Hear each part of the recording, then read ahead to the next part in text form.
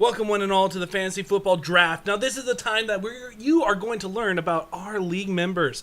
And in here we have the one that when the war in Iraq started, she ended it. Miss Kelly, the pig, Gretchko. I take offense to that. You take offense to everything.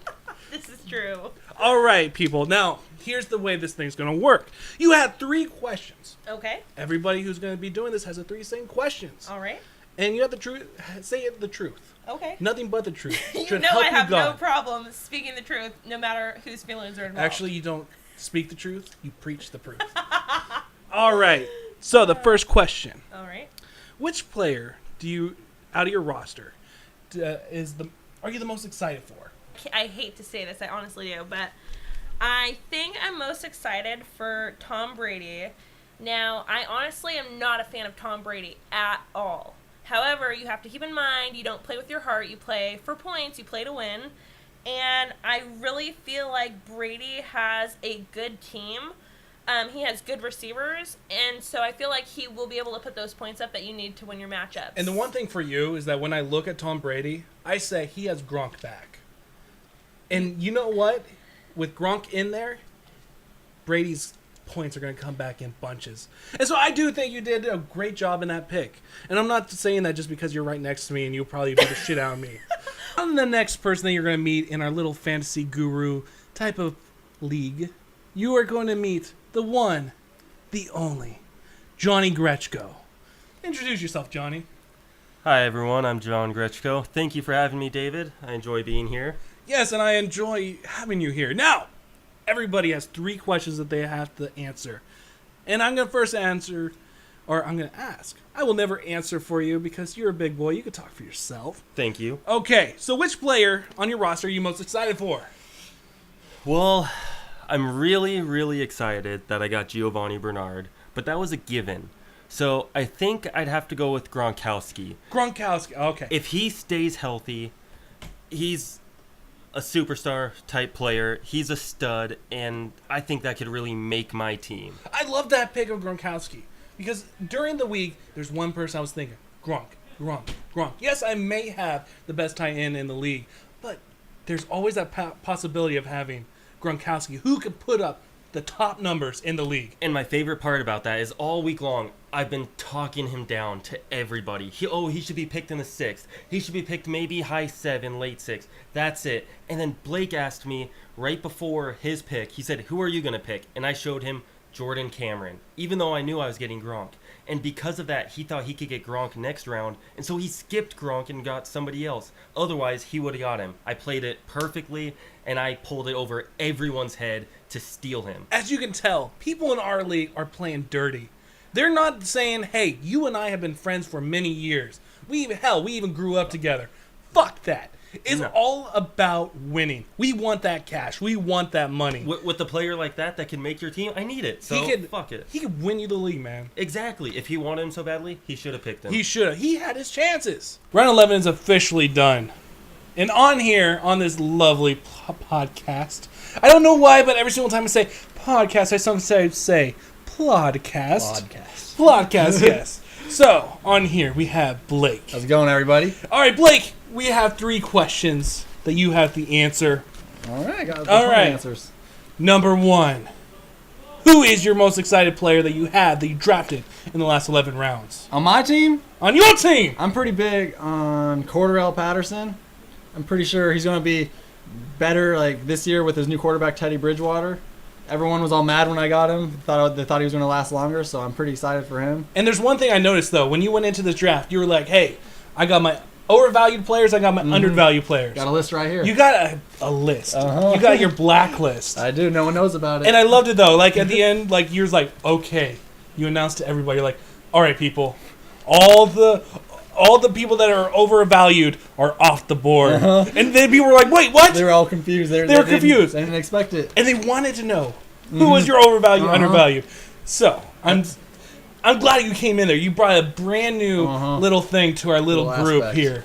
And you're the rookie in our group. You're the new person. That's my secret weapon. No one knows what to expect from me. No one does. You're little black sheep. I know more than people think. That's the thing. Like when we were doing our little archetypes of who everyone is, you were known as the rookie, the one who no one really expects. That's what I assumed my name would be. And what happened this year in your first year in fantasy baseball? Well, as it looks like, I'm making playoffs. So you can take all your knowledge and take it and transfer it into here. And no one knows what to think what's going through my mind. And we're back with one more interview with Jason. Now, Jason, I have 3 questions for you.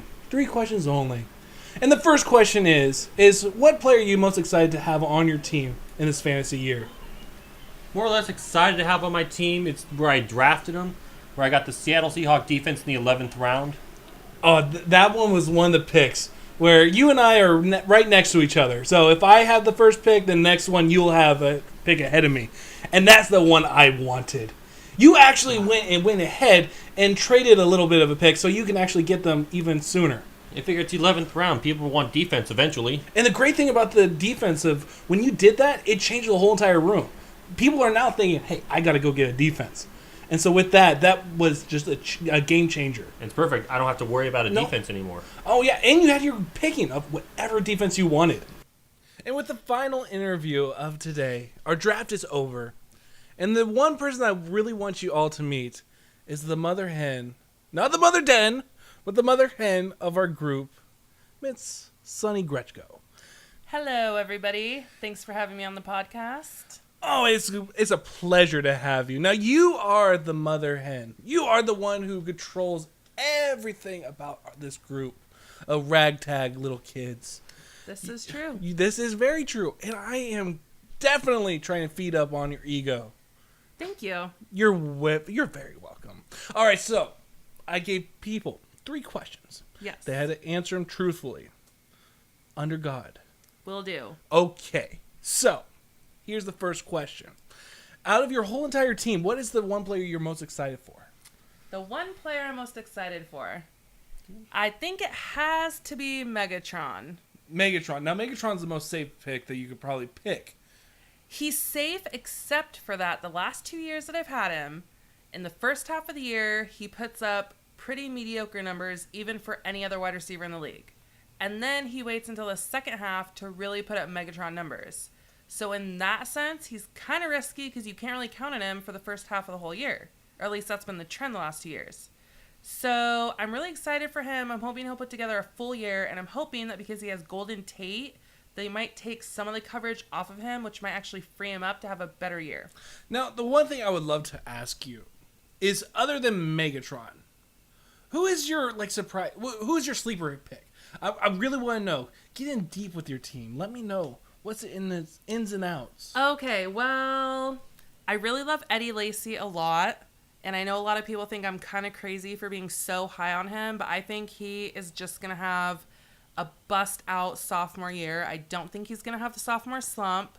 I think with Aaron Rodgers healthy, it's going to open up the running lanes, and I think he's going to run free and put up major yards. And I'm predicting he's going to be a top 5 running back at the end of the year. And you heard me right, top 5. Top 5. That's my bold prediction. And you want to know what? That makes me really happy. Because out of everybody, I am the Packers fan. I am the cheesehead. Even though I have been born in California and I've lived here my whole entire life. But for some strange reason, reasons unknown to a lot of people, but to me, that they are known, I'm a cheesehead. Cheesehead for life. Unfortunately, you are, and we put up with you. And our second question is, how would you describe your playing style in the fantasy league? Oh, jeez. Okay. That's kind of a tough one because, I am the one who, with my generalized anxiety disorder, I am one who is fearful of making trades. I'm always the one who is afraid that, hey, if I make this trade, what if who I give away gets hot and who I get in return gets injured? So I tend to kind of sit back and ask Sunny for advice. I know you guys talk shit about that. But, but then when I do make the trade, we have the blacklist, the Gretchko blacklist fucking for trades because we have this curse of we make the trade and then who we give away gets injured and who we get in return is hot. So I mean, I think of myself as kind of a reserved player. I'm not really big on trading. I kind of I stick with my team. If I have a problem, I'll fix it quick. And then I kind of just like to sit back and let it do its thing. Now, in our last podcast, we said that there's the archetypes of our league. And you were the aggressor. You're the one who, in other words, people are afraid of. And I'm surprised that you said, I am timid. I am the one who's afraid to make the trade. I mean, to be honest with you, talk to Kevin. Talk to anybody who's come to me with a trade proposal, and I think they would agree with me on this because they get very frustrated.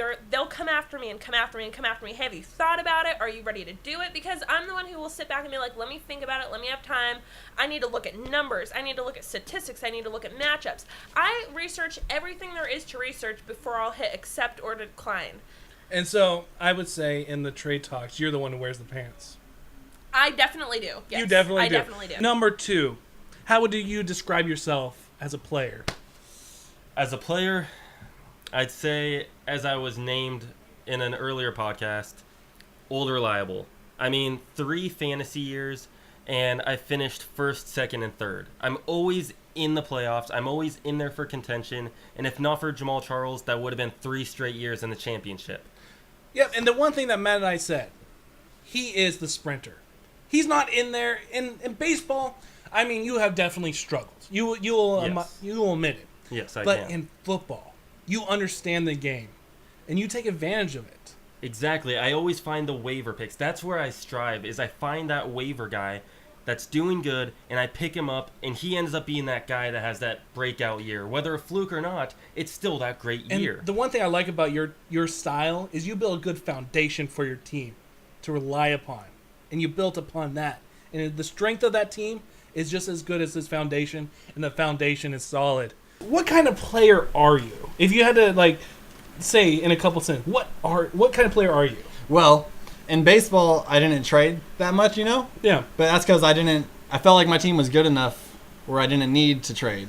Yeah. But in football, I like to trade. Trading is one of my big things. I'm always looking at trades, but sometimes I can't find the perfect trade, Oh, I know. And with baseball, it's such a long and grueling process. Anything could happen. That when a trade happens, you don't really see the benefits of it. Not at the beginning, yeah. Not at the beginning. So you have a lot of people on the board that you can easily go and pick up that can easily upgrade your team. Yeah, but in football, it's a sprint. 16 weeks. 16 weeks, that's all you got. And so you're telling me that you are going to trade. I'm going to trade.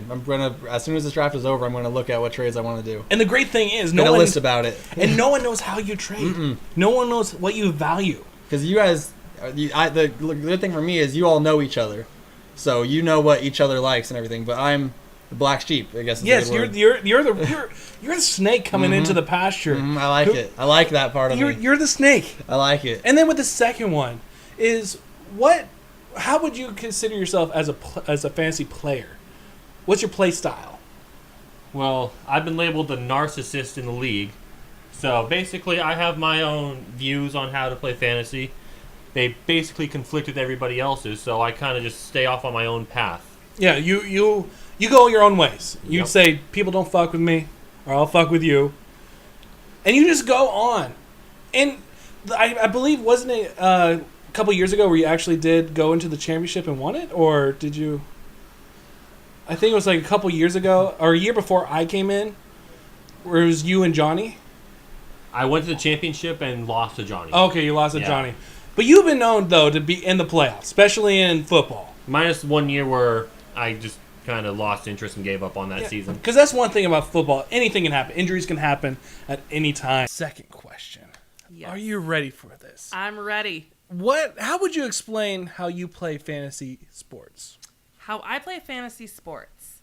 I think everyone would kind of agree that I don't so much go for the big risk, big reward players. I go more for the safe bets that I can kind of rely upon, and I'm really, really picky about making sure that I have really solid depth for injuries, because I basically assume that some of my starters are going to get injured, and it's really important to me to have guys on my bench that I could plug in to be quality starters if my guys go out.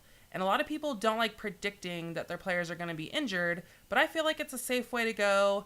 Assume they're going to get injured, have quality depth on your bench, And that's kind of what differs me from, I think, a bunch of the other players. They're not so worried about depth, whereas I'm like a lot more worried about the quality of my bench. I would give you that, because this year we have a keeper league in our baseball and our football, and you went and kept Tulo Whiskey. I did. I think that's his name, but I'm a little bit drunk, so Troy Tulowitzki. yes, you have him. Yes. And what did you do? So you knew that this guy was such an injury-prone player. This guy is basically guaranteed to be injured every single year. He's going to get injured. I know it. I accept it. So what I did was I got a shortstop, Alexi Ramirez, who, yes, he kind of overperformed, and everyone was kind of like, what do you want for him? But I stuck onto him because I told everyone, listen, I'm not giving this guy up. I'm going to need him at some point. Tulo's going to go down. What happened? Tulo went down, and I needed him. Unfortunately, I'm not contending for a title, so it really wasn't as important as I thought it was going to be. But I still had that quality backup because I knew Tulo's going to get injured at some point. Third and final question. What is the what the fuck moment of the draft so far? Jesus Christ. Okay, if the rest of the fucking draft goes the way that rounds 4 through 7 have gone, I might say fuck this shit. Okay, first I have three what the fuck picks. First pick is round 4. Blake chose Cordell Patterson in round 4. I think that was a reach and a fucking half. Cordell Patterson was like a round 6, late 6, early 7 pick. Not a round fucking 4. I could not believe that shit. I was fucking blown away. The other 2 what the fuck picks are by your fucking self. What the fuck is wrong with you, David? Round 6, you choose CJ Spiller. Now, don't get me wrong. I had CJ Spiller last year. He produced some fucking numbers for me. Don't get me wrong. Well, until the injury. He really honestly was a good pick, but this year I would not have fucking chosen him in round 6. He would have been a good backup. I mean, honestly, if he makes it through the whole season without an injury and actually produces points, I would be blown the fuck away. I'd be like, I don't know shit about fantasy. Kick me out of the fucking league. Round 7, oh my god, you fucking chose Anquan Bolden. What the fuck? Let me throw my fucking notebook across the room. Hey. For the visual, I just literally threw my notebook across the room. This is a family podcast. Anquan fucking Bolden? What? I need to know what your thought process was for that, because honestly, I am blown away as to why you would have. That was a reach. That was a huge reach. I will admit that. Thank you. I will admit that. But the Okay. one thing is he's old reliable. He's the one who. He's old reliable if when Kaepernick is performing well. If Kaepernick needs somebody, he's gonna be the one that he's gonna go to.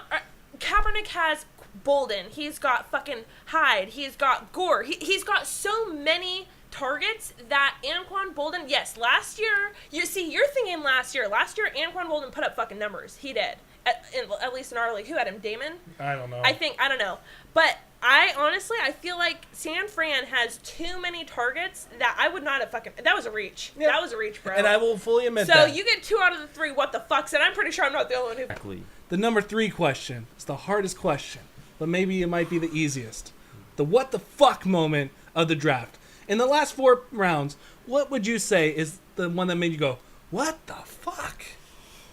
Well, obviously the one that just screams it, that jumps out at you, is Anthony picking J.J. Watt so early. I thought individual defensive players wouldn't be picked until like round 15 or 14 maybe. And then he jumps out this early, and it was just a shock.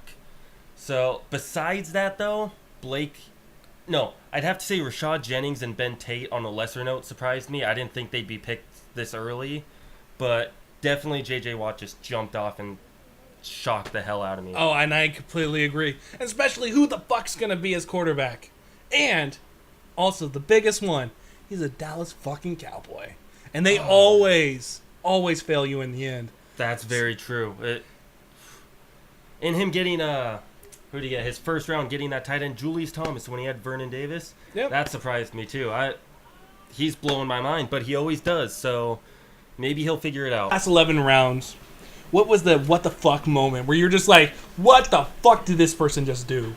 Well, there was a couple of those, but like the way I'm seeing the question right now is like, what the fuck am I getting Cam Newton in the 10th round and Wes Welker in the 9th round for? What? I know.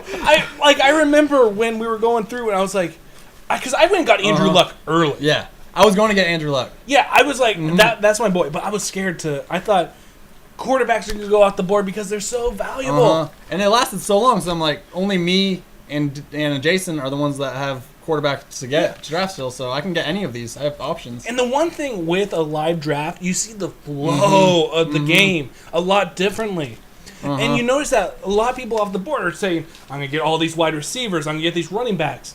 And then in this round, in the 11th round, we had somebody go and get a defense. And you know what? That changed the whole entire atmosphere around the league. Everyone's like, maybe I should go get a defense. Maybe I shouldn't. Because I was going to get a defense with my very last pick, because I was the last pick this round. Yeah. So I was going to get it, and that would be everyone's what the fuck moment for this round. Yeah, because that was one thing I was thinking also. I was like, if I get it, because if you get the first defense off the board, you're usually getting the known best one at the time. Yeah, exactly. And I just say that really has changed. I think in the next couple rounds, there's going to be a lot more defense. There's going to be a couple more, because everyone's like, the top defense is gone. I need to get someone to make up for that. And what do you think about this live draft? I like it, because I normally do online, but I've done a couple off draft, and you're going to see how everyone's thought process while they're doing it, while they're drafting their people, and how confident they are with each pick. And besides getting crabbed all the time. Yeah, and getting crab's not fun. Whoever doesn't know what crab is, you don't want to know. No, it's something painful that a Gretchko knows all too well. And they won't stop. They won't stop once they start. They think it's funny. They're a nuisance. It's just obnoxious. You are the black snake. Black snake. You are the snake coming into the pasture, and you are going to wreak havoc. I'm going to. I'll tell you right now, I'm pretty confident in my team already. And in baseball, I'm pretty sure. I don't know. I might make the championship, but it's going to be tough. Matt seems pretty good. If either of us gets in the championship, it's going to be well worth it. I hope it's both of us. I hope so too. And so with the third question is, what the fuck? What was your one moment where you were like, what the fuck? Why would you actually go and have that pick? Has to be Anthony J.J. Watt. Oh, God. I mean, it would... And at that point... And even past that point, nobody has taken a defense. Nobody's thought about a defensive player. And the one thing that I know is that no one in this room actually knows what the hell kind of potential a defensive player can have. I do. I've done an IDP league before. And I believe that when that pick was happened by Anthony, it was just like, hey, I don't know what the fuck I'm going to do, so I'm going to pick the name that I know. I don't even think he's that good. No. At least in an IDP format. Yeah, and... I don't know anything about the defensive player. I don't know how good they're going to be, and you tell me that it's going to be shit. So I'm thinking that you were right in the what the fuck moment. And it's going to be interesting to see how a defensive player is going to go. Because it may be just the last pick that everyone has to say, oh, fuck it. Let's just get a defensive player out there. Pretty much. That's how IDPs work. Yeah. Hell, they're even lower than a kicker. Yeah, they are. That's actually surprising. On average, they score about 8 points a game. Yeah. Oh, damn. That's like nothing. Because I remember in the league when we were talking about this, I was actually kind of scared. I was like, "Fuck this! Why would we want to put this in this little thing we got going?" You don't think of it. It's basically just a point per tackle. Yeah, that's about it. So, the third question. Yes. What was the WTF moment of the draft? What is the moment where you're just like, "What the fuck did you just do? Why would you do that?" I have two moments. I just want one. Unless Can I please give you two? Let me give you two. Because I have two, and they're at a tie. I can't really distinguish one better than the other. There's one thing about you Gretchkos. I give you an inch, you take the whole damn mile. Well, this is your show, so tell me what you think. I'm taking the mile. My first WTF moment was Anthony taking J.J. Watt, his IDP, individual defensive player, in round 6, which technically was round 2, because we had 3 keepers. Or round 3, I'm sorry. Now, that was a WTF moment because literally no one was even thinking about IDPs that early. Not even thinking about them, let alone picking them. And I think the next earliest pick was 12th or 13th round. My second what the fuck moment had to be you, Dave.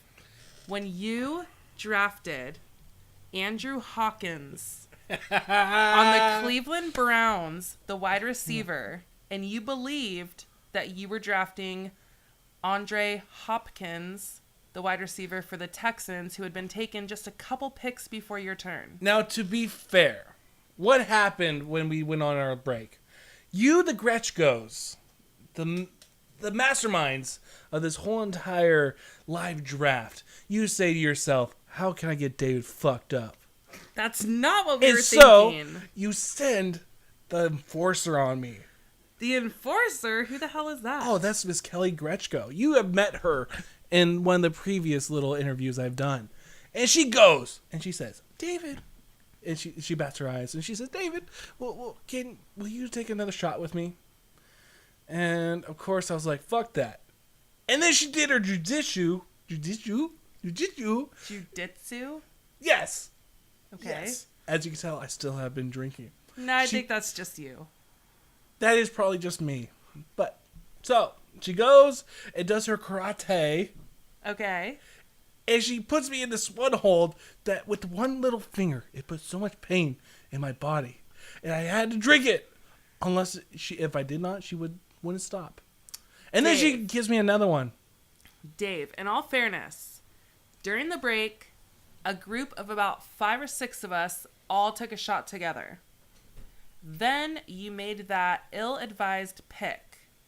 After making that selection, you got a penalty shot because you drafted a player that you didn't know you were drafting. And then after your penalty shot, that's when she put that move on you and made you take the second penalty shot. I'm going to stick with the story that the Gretchkos and their masterful plans wanted to get me drunk so I could make that ill mistake. Well, that's not what happened, my friend. And so, I actually did purposely get David drunk tonight. and so with that, we're going to end our little bit of interviews.